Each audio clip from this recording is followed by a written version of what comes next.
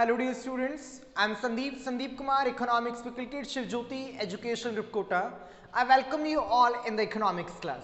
And students, in today's class we are going to talk about Indian economic development, taking the revision of chapter number 9, that is environment and sustainable development. So here we go, some of the points.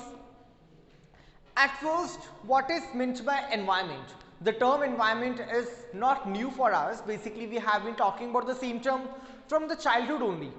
But you may be thinking कि sir ये chapter Indian economy में include क्यों किया गया है, ये ABS वाला chapter लगता है, थोड़ा साइंस वाला चैप्टर लगता है, इसको एनवायरनमेंट को यहाँ क्यों लिया है? बट रिमेंबर वन थिंग बेटा, इकोनॉमी में एनवायरनमेंट का भी एक वाइटल रोल है, क्योंकि एनवायरनमेंट में अकॉर्डिंगली चेंजेस होने की वजह से हमारी इकोनॉमी इफेक्ट होती है. अगर हम मोर इंडस्ट्रियलाइजेशन कर देते हैं तो उससे हमारा इकोनॉमिक फैक्टर तो ठीक है स्ट्रांग हो जाएगा, लेकिन उसके अलावा जो एनवायरमेंटल फैक्टर है वो एडवर्सली अफेक्ट होता है. तो देखते बेटा क्या है environment. It is defined as the total planetary inheritance and the totally of all resources. It includes all the biotic and abiotic elements that influence each other. क्या कहा है बेटा environment के लिए? Whatever the things are around us, whatever things we can say around us naturally or some of the artificial things, that those all are the part of environment. यही हम बचपन से पढ़ते आते बेटा कि हमारे आसपास में जो भी चीजें हैं, whatever the things we are feeling, we can see naturally the things are there, those all are the part of environment. But यहाँ हमने दो तरह के फैक्टर्स देखे, दो तरह के एलिमेंट्स देखे. The first is biotic and next is abiotic. क्या है biotic factors? All living elements, the birds, animals and plants, forest, fisheries etcetera are the part of biotic elements. जो भी चीजें लिविंग हैं, two things are there, livings and non livings, जो कि naturally produced है. तो लिविंग जितनी भी प्रोडक्ट्स होंगे, those all are the part of biotic elements. Abiotic elements of the environment includes non-living elements like air, water, land, rocks and sunlight etc. इनको बेटा non-living कहा जाता है. So we have these two elements. Combinedly these both are known as environment. Okay? तो जितने भी abiotic, I mean जो भी non-living factors होंगी वो इसका environment का part हो जाते हैं. Next आते हैं functions of environment. Environment के क्या क्या functions होते हैं? So environment supplies resources, both renewable and non renewable resources for production. क्या होता है बेटा? दो तरह के हमारे पास पर्टिकुलर प्रोडक्ट्स होते हैं, renewable and non renewable. Some products those can be renewed again, जिनको हम बार बार यूज में ले सकते हैं, and some are non renewable, those can not be renewed again, हम उनको रीयूज में नहीं ले सकते, such as coal and all, क्योंकि कोल को एक बार यूज करने के बाद वो ऐश बन जाएगा. फॉसिल फ्यूल्स उनका हम रीयूज नहीं कर सकते हैं. बट कुछ ऐसे प्रोडक्ट जिनको हम बार बार यूज में ले सकते हैं, such as water is there. ठीक है, टर्बाइंस, ये चीज मैं पहले भी आपको बता चुका हूं बेटा, उसमें जो ड्रॉप्स आती है उनका रीयूज किया जा सकता है. सनलाइट है, एयर है. ठीक है. Environment assimilates waste. एनवायरमेंट क्या करता है बेटा? जो भी ह्यूमन मेड या मैन मेड जितना भी वेस्ट होता है या कुछ नेचुरली जो भी वेस्ट होता है उसको एब्जॉर्ब करने का काम करता है. जैसे दो तरह के वेस्ट हो गए. एक हमारा डोमेस्टिक वेस्ट होता है जो भी किचन से निकलने वाला है, जो कि वेजिटेबल वेस्ट होता है, कुछ पील्स वगैरह होते हैं, तो उनको हम एज अ मैन्योर यूज में ले सकते हैं. तो वो किसने एब्जॉर्ब किया? एनवायरमेंट ने किया. और नेचुरली जो भी कुछ अलग अलग तरह का वेस्ट होता है, जैसे dry leaves from the trees, उसको भी कौन एब्जॉर्ब करता है? एनवायरमेंट उसको यूज में ले लेता है. आई मीन वो उसको भी एब्जॉर्ब कर लेता है. Environment sustains life. एनवायरमेंट क्या करता है बेटा? हमारी लाइफ को सस्टेन कर रहा है. वो क्यों? क्योंकि जितने भी हमें नेचुरली प्रोडक्ट्स गेन होते हैं, आई मीन जितने भी हम डे टू डे लाइफ में जितने भी प्रोडक्ट्स का यूज कर रहे हैं, वो सारे हमें कहीं ना कहीं नेचर से मिल रहे हैं. अगर हम फूड ग्रेन्स की बात करें तो वो हमें नेचर से प्रोवाइड होते हैं. एयर की बात करें, अगर हम ऑक्सीजन की बात करें, तो ये सब चीजें हमें कहाँ से मिल रही है? नेचर से, एनवायरमेंट से मिलती हैं. Environment enhances quality of life. और जब ये सारी चीजें हमारी लाइफ स्टाइल को चेंज कर सकती हैं, तो उससे हमारी जो लाइफ क्वालिटी वो अपने आप ही एनहांस होती है, लिविंग स्टैंडर्ड हमारा इंक्रीज हो सकता है. Next is land degradation. हम जब किसी भी तरह के प्रोडक्ट का एक ओवर यूटिलाइजेशन कर लेते हैं या मिस यूटिलाइजेशन करते हैं, तो बेटा वो चीजें थोड़ी सी मान लिए लॉसफुल होने लगती है. और उसी में से एक होता है land degradation, that refers to a decline in the overall quality of soil, water and vegetation condition commonly caused by human activities, ये सब चीजें किस वजह से हो रही है? ह्यूमन एक्टिविटीज की। वो क्यों? हम पॉलीथीन का यूज करते हैं, पॉलीथीन को अगर हमने कहीं सॉइल में अगर इंक्लूड कर दिया तो सॉइल डिग्रेड हो जाएगा। इसके अलावा अगर हम मैक्सिमम बेसिस पे कल्टीवेशन में या किसी तरह के वेजिटेशन में हम यूज कर रहे हैं फर्टिलाइजर्स का, पेस्टिसाइड्स का, तो उससे भी बेटा जो लैंड है वो डिग्रेड होती है, सॉइल की जो अपनी एक नेचुरल फर्टिलिटी होती है वो रिड्यूस होती जाती है। उसका इफेक्ट हमें वेजिटेशन पे भी देखने को मिलता है, क्योंकि जितने ज्यादा पेस्टिसाइड्स इंसेक्टिसाइड्स हम यूज में लेते हैं वो कहीं ना कहीं वेजिटेशन में इंक्लूड होते हैं और उससे फिर ह्यूमन लाइफ भी हिट होती है।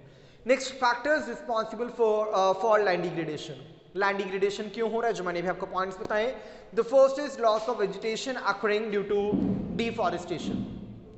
हम जो डिफॉरेस्टेशन कर रहे हैं बेटा, प्लांट्स को कट कर रहे हैं, ट्रीज को कट कर रहे हैं, ठीक है। अगर हम कहीं पे डिफॉरेस्टेशन कर रहे हैं तो उसके बदले में हमें किसी सुटेबल प्लेस पे फॉरेस्टेशन भी करना चाहिए ताकि हमारा नेचर बैलेंस रहे, बट ऐसा हम नहीं करते हैं। नॉर्मली इट हैपेंस ना बेटा कि कॉलोनीज बनानी है तो वहां पे डिफॉरेस्टेशन कर दिया और वहां पे न्यू कॉलोनीज अरेंज कर दी, अकोमोडेशन फैसिलिटीज अरेंज करवा दी, तो जो एक नेचर को बैलेंस करने वाले एलिमेंट्स है वो तो खत्म हो जाएंगे बेटा, चाहे वो प्लांट्स हो, ट्रीज हो या फिर कुछ एनिमल स्पीशीज हो, वो भी खत्म हो जाती है बेटा, जो कि बैलेंसिंग करने का काम करती है। Next is forest fires and overgrazing. Forest fires, कई बार ऐसा होता है ना बेटा, जंगलों में आग लग जाती है। रिसेंटली हमने देखा था बेटा कि न्यूज में काफी ज्यादा अफ्रीका, ऑस्ट्रेलियन जगह पे कुछ ऐसा हुआ कि फॉरेस्ट फायर हो गया और उस वजह से कितने सारे एनिमल्स को लॉस हुआ, एनिमल्स डाई हो गए, काफी सारे बर्न हो गए हैं। और फॉरेस्ट में तो बेटा जितने भी स्पीशीज थी प्लांट से रिलेटेड वो सारी बर्न हो चुकी हैं। तो एक बहुत बड़ा लॉस है जो कि हमारे नेचर को हुआ है, ठीक है। वो हमारे लैंड को तो डिग्रेड किया ही सही उसने, लेकिन उससे ओजोन डिप्लेशन कितना हुआ वो भी बेटा एक बार सोचने की बात है। Next point is improper crop rotation. Crop के बाद, एक क्रॉप के बाद कौन सी क्रॉप का चांस आना चाहिए, कई बार ऐसा ना करने की वजह से भी जो सॉइल की फर्टिलिटी वो डिग्रेड होती है और रोटेशन प्रॉपर नहीं हो पाता है।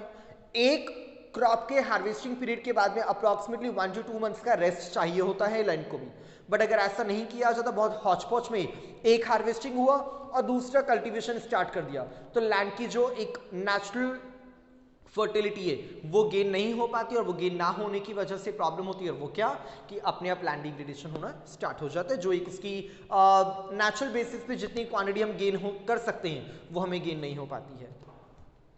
नेक्स्ट इज सस्टेनेबल डेवलपमेंट, जो कि हम चैप्टर डिस्कस करें। सस्टेनेबल डेवलपमेंट कैसे कर सकते हैं इसको sustain? It is that process of development which meets the needs of present generation without reducing the ability of future generation to meet their own needs. हम थोड़े से बेटा सेल्फिश होते जा रहे हैं। We people are not thinking about the future generation कि अगर जो भी हमारे पास रिसोर्सेज अवेलेबल हैं दैट इज ओके, हम उनको यूज कर रहे हैं, लेकिन हम क्यों ना उनका ऑप्टिमम यूटिलाइजेशन करें। हम अगर इसका ओवर यूटिलाइजेशन या मिस यूटिलाइजेशन करेंगे बेटा तो उससे क्या होगा, जो फ्यूचर जनरेशन है वो उन सब चीजों का, उन सब नेचुरल रिसोर्सेज का एंजॉय नहीं कर पाएगी।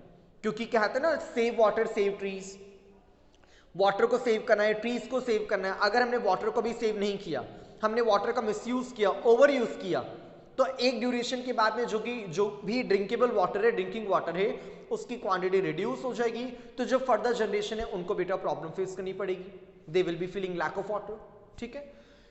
Main features of sustainable development, the first is sustained rise in real per capita income and economic welfare. Real per capita income को इंक्रीज किया जाए, per capita income real basis में enhance की जाए, ठीक है, और उससे इकोनॉमिक वेलफेयर भी किया जाए। इकोनॉमिक वेलफेयर कैसे बेटा, जो कि गवर्नमेंट करती है सोशल इकोनॉमी में, कुछ फ्री ऑफ कॉस्ट या फिर लोअर प्राइजेस पे और we can say subsidized prices पे काफी सारे प्रोडक्ट्स को सप्लाई करवाया जाए ताकि इजी गोइंग लोगों तक ये चीजें पहुंचे और हम नेचर के साथ कुछ गलत काम ना करें। जैसे एलपीजी पे गवर्नमेंट हमें सब्सिडीज प्रोवाइड करवा रही है, अगर गवर्नमेंट ऐसा ना करे तो you know what will happen, लोग क्या करेंगे, फॉसिल फ्यूल्स का ज्यादा यूज करने लगेंगे, ट्रीज को कट करेंगे तो उससे डिफॉरेस्टेशन होगा, ऑक्सीजन कम होगा, टेम्परेचर बैलेंस नहीं रह पाएगा।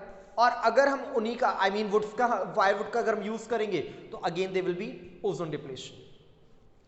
Rational use of natural resources, natural resources का हम एक रैशनल यूज करें, हम जितना हमें सेटिस्फैक्शन मिल रहा है हम उसके इक्वलेंट ही उसका यूज करें, ओवर यूटिलाइजेशन ना करें बेटा। जो मैंने अभी आपको बताया अगर हम ओवर यूटिलाइजेशन करेंगे तो अभी भी जनरेशन प्रॉब्लम फेस करेगी और फर्दर जनरेशन तो एग्जैक्टली करेगी सही, फ्यूचर जनरेशन तो।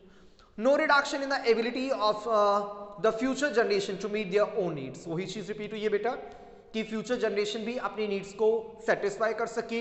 Even they people will be able to know about these type of natural resources कि उनके फोरफादर्स ने क्या क्या चीजें यूज में ली हैं, they should know about this thing, और वो भी इन चीजों को एंजॉय करें जो कि नेचर हमें दे रही है।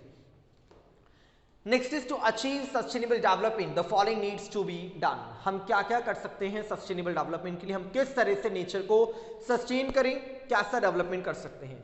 The first point is limiting the human population, the very primary step बेटा।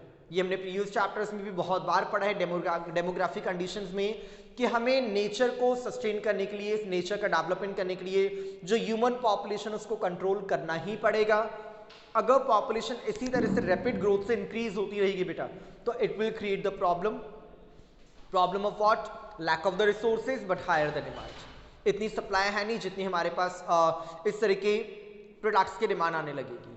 तो हमें सबसे पहले तो ह्यूमन पॉपुलेशन को कंट्रोल करना है, क्योंकि जितनी ज्यादा पॉपुलेशन इंक्रीज होगी रिसोर्सेज की डिमांड इंक्रीज होगी, ड्वेलिंग फैसिलिटीज हम इतनी कहां से अरेंज करवाएंगे, है ना। तो फिर उसके लिए क्या करना पड़ेगा, एग्रीकल्चर लैंड को कन्वर्ट करवाना पड़ेगा in the colonies and all, और वो इतना पॉसिबल नहीं हो पाता। Next is technological progress should be input efficient and not input consuming. It is saying that technological progress, technology का प्रोग्रेस किया जाए as inputs and outputs, means technology के बेसिस पे अगर हमको लगता है कि हम किसी तरह से नेचर को सेव कर सकते हैं, नेचुरल रिसोर्सेज को अगर हम सस्टेन कर सकते हैं तो क्यों ना हम वही काम करें, चाहे उसके लिए हमें कुछ बेटर टेक्नोलॉजीज को यूज करना पड़े, इन्वेंट करना पड़े। Next is renewable resources should be extracted on a sustainable basis, that is the rate of extraction should not exceed rate of regeneration। जितने भी रिन्यूएबल रिसोर्सेज हैं उनका यूज तो हम करें एक लिमिट तक, लेकिन एक्सट्रैक्ट करना अगर हम उनका यूज कर रहे हैं तो यूज उसका अकॉर्डिंगली ऐसा हो कि उतना रीजनरेशन भी होता रहे, हम उनको भी इतना यूज ना कर ले कि आगे जो जनरेशन आने वाली उनको प्रॉब्लम्स फेस करनी पड़े। गेटिंग माय पॉइंट, यूज करने की रेट रीजनरेशन की रेट से कम होना चाहिए। ऐसा नहीं कि हम यूज ज्यादा कर रहे हैं और रीजनरेट तो उतना हो ही नहीं रहा, तो इसको हमें एक बार रेशियो वाइज देखना होगा। Next is strategies for sustainable development. कौन कौन सी पॉलिसीज, कौन कौन सी स्ट्रैटेजीज को हम इंप्लीमेंट कर सकते हैं। The very first is use of non conventional sources of energy. Energy के जितने भी non conventional sources, the one is conventional and the other is non conventional, जैसे कि सोलर एनर्जी का यूज किया जाए, ठीक है।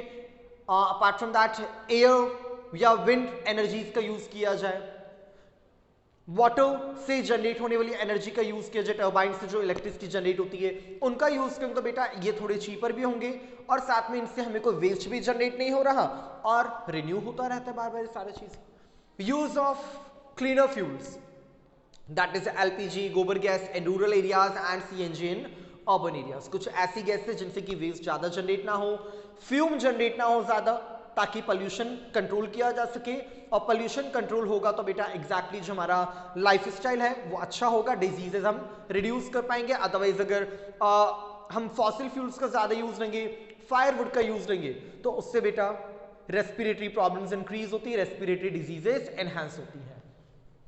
Use of solar energy and wind power. Solar energy बेटा एंडलेस है, इसको हम यूज में ले सकते हैं। वन टाइम प्लांट में इन्वेस्ट करना पड़ता है लेकिन सक्सेसफुल है, और आज के जमाने में अगर आप देखें तो काफी सारे इंडस्ट्रीज में, बहुत सारे अलग अलग ऑफिसेज में आपको सोलर एनर्जी का प्लांट मिलेगा जहां पे किससे इलेक्ट्रिसिटी को जनरेट किया जा रहा है। As same as we can use the wind power also, wind power से भी इलेक्ट्रिसिटी जनरेट की जा सकती है बेटा।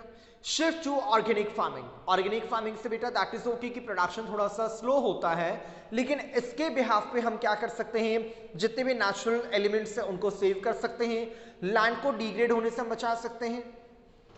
रिसाइकिल द वेस्ट, कुछ ऐसा वेस्ट जिसको कि हम इजी गोइंग रिसाइकिल कर सकते हैं, नॉट ऑल, लेकिन जिस भी तरह के वेस्ट को हम मैनेज कर सकते हैं। आपने देखा होगा बेटा काफी सारे वेस्ट मैनेजमेंट प्रोग्राम्स को स्टार्ट किया जा रहा है, ताकि उसको हम रिसाइकिल करके कहीं ना कहीं किसी ना किसी तरह से यूज ले सके। जैसे प्लास्टिक का रिसाइकिल हो रहा है, अगर उसको रिसाइकिल नहीं करेंगे तो बेटा वो फिर से किसको लॉस देगा, एनवायरमेंट को लॉस देता है। So dear students, this was all about the chapter number 9. Hope so all the points are clear to you all. See you all in the next video. Till that time, take care. Bye bye everyone.